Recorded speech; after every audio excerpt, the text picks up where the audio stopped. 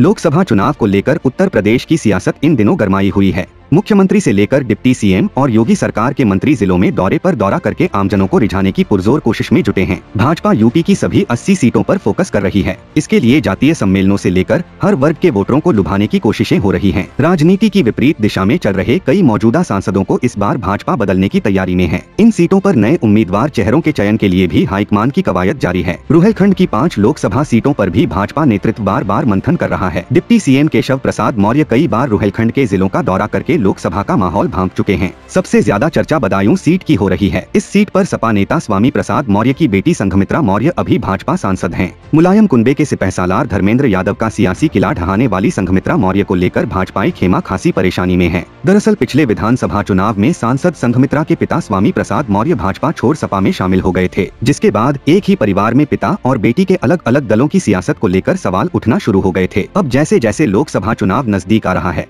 वैसे वैसे बदायूं सीट पर भाजपाई फोकस गहरा होता जा रहा है। पिता स्वामी प्रसाद मौर्य को सांसद संघमित्रा ने विधानसभा चुनाव में भी सपोर्ट किया था, जबकि स्वामी प्रसाद मौर्य तब समाजवादी पार्टी के टिकट पर चुनाव मैदान में थे। तभी से भाजपा में संघमित्रा के खिलाफ कवायद शुरू हो गई थी। माना जा रहा है कि इस बार लोकसभा चुनाव में भाजपा बदायूं सीट पर संघमित्रा की जगह किसी और को टिकट देने की तैयारी पूरी कर चुकी है। बस घोषणा का इंतजार है। हालांकि बदायूं से भाजपा किस नेता को चुनाव मैदान में उतारेगी अभी यह तय नहीं हो सका है। उधर बरेली और बदायूं में डिप्टी सीएम के बार बार हो रहे दौरों को लेकर अब सियासी मतलब निकाले जाने लगे हैं। हाल ही में भाजपा ब्रज क्षेत्र अध्यक्ष दुर्विजय सिंह शाक्य की माता के निधन पर केशव प्रसाद का हेलीकॉप्टर बदायूं जिले में उतरा था। इससे पहले भी बदायूं में डिप्टी सीएम दौरा करके चुनावी माहौल भांप चुके हैं। बरेली में भी केशव प्रसाद मौर्य हाल ही के दिनों में कई दौरे कर चुके हैं। अंदर खाने चर्चा है कि बदायूं सीट पर प्रत्याशी बदलने के लिए भाजपाई कवायद शुरू हो गई है। जातीय समीकरण को देखते हुए भगवा कैंप को बदायूं सीट पर किसी दमदार शाक्य या मौर्य चेहरे की तलाश है, जो केसरिया कैंप की मौजूदा विरासत को संभाल सके। इसके लिए नेताओं का टेस्ट शुरू हो गया है। डिप्टी सीएम के दौरे के बहाने भाजपा बरेली और बदायूं के नेताओं की क्षमताओं का अंदाजा लगा रही है। बदायूं सीट पर दम दिखाने के लिए भाजपाई कैंप में वैसे तो कई दिग्गज मौजूद हैं,